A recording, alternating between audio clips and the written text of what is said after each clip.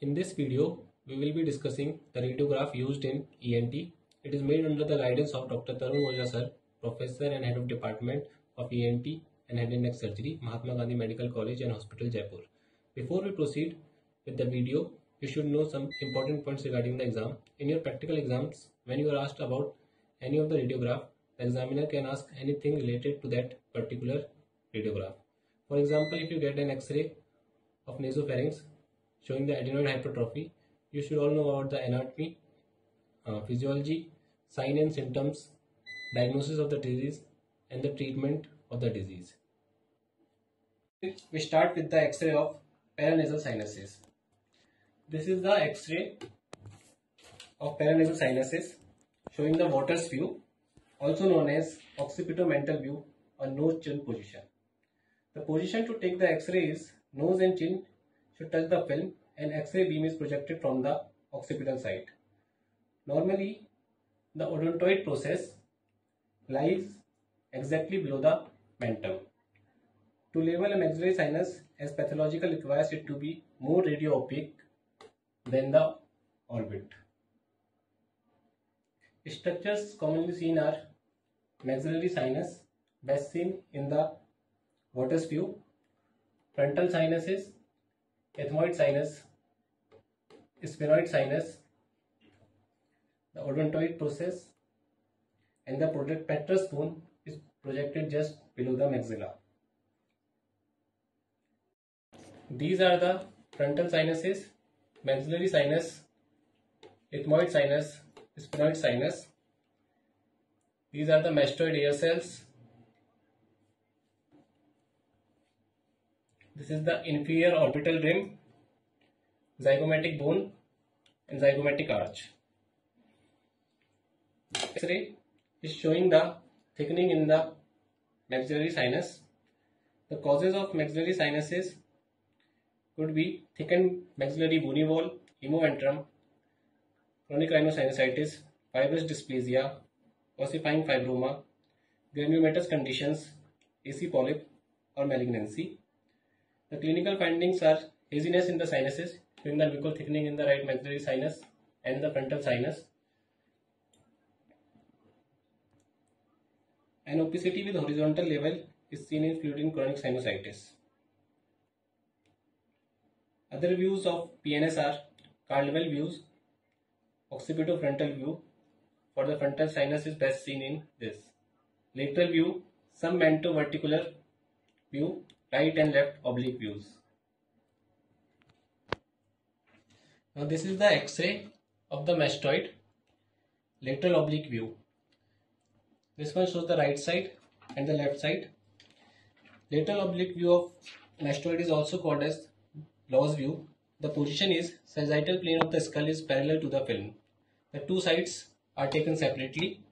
The patient lying in the lateral position and the side to be examined lies in the contact with the X-ray plate. The central ray is directed at an angulation of 30 to prevent the overlap of other mastoid bone. The angulation of X-ray beam makes it different from the lateral skull view. Structure scenes are external auditory canal, temporomandibular joint, mastoid air cells, dural plate, sinus plate, and dense bone of labyrinth. The drawback of this X-ray is the key areas of mastoid, attic, adytus, and antrum are not seen well. Schuller's view is the best for these areas. In this X-ray, first you see the black hole like structure. This is an external auditory canal. Area behind it is the mastoid. Area above the mastoid is the dural plate, and area behind the mastoid is the sinus plate. If we clearly see, we can see these air cells are pneumatized, while in other one this is sclerosed.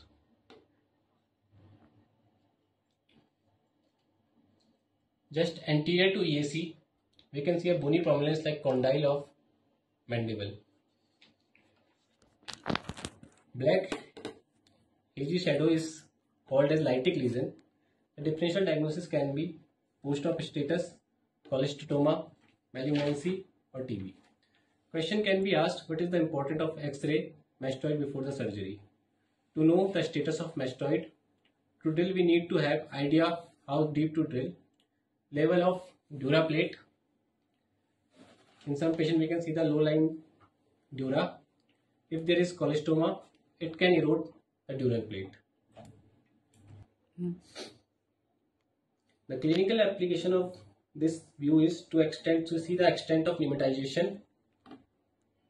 The types of mastoids are pneumatic, sclerosed, or it can be diploic.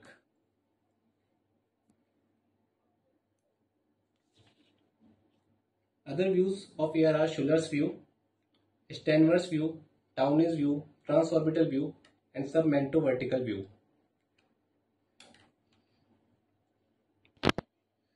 This is the X-ray showing the soft tissue lateral view of the nasopharynx. It should be taken with the neck extended and open mouth. It can also be used for seeing the soft tissue masses in the nasal cavity, soft palate, roof and floor wall of nasopharynx. The clinical application is to look for the adenoids, enteroconal polyp, foreign body, and conal atresia.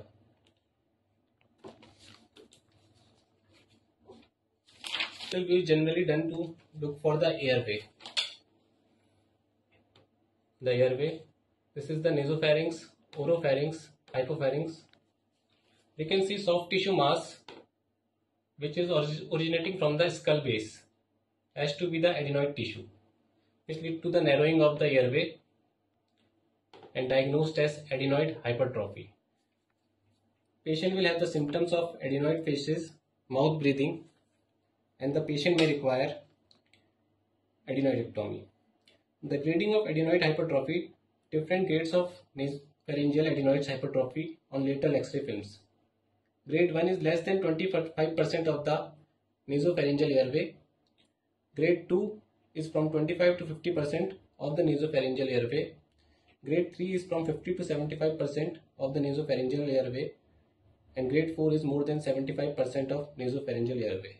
So this X-ray is showing the grade 3 hypertrophy to involvement of 50 to 75% of the nasopharyngeal airway. This is a X-ray of neck AP view and the lateral view. You can see the round opaque, radio opaque round foreign body in the X-ray. The question can be asked, the foreign body is in esophagus or in the airway. So it can be discriminated by the three things. First, in the front of the vertebral column, air shadows can be seen. So this is the trachea and behind it is the foreign body. If in trachea, lungs will not be fully expanded, but we can see the lungs are fully expanded here. So this foreign body is in the esophagus. And the most important, in the X-ray, if the foreign body is in the digestive tract, the foreign bodies will show as end on view in the AP X-ray and sideways in the lateral view. This is the X-ray of skull lateral view. We can see the frontal bone and below this is the nasal bone. We can see the loss of continuity of the nasal bone, diagnosed as fracture of the nasal bone. Clinically, patient will show the signs of edema and capitus. The surgery to reduce this fracture is done close reduction, internal fixation with the help of Ash and Balsam forceps. We do not reduce the fracture if edema is present. It should be done in the first 6 hours when there is no edema or after the 6 days when the edema subsides.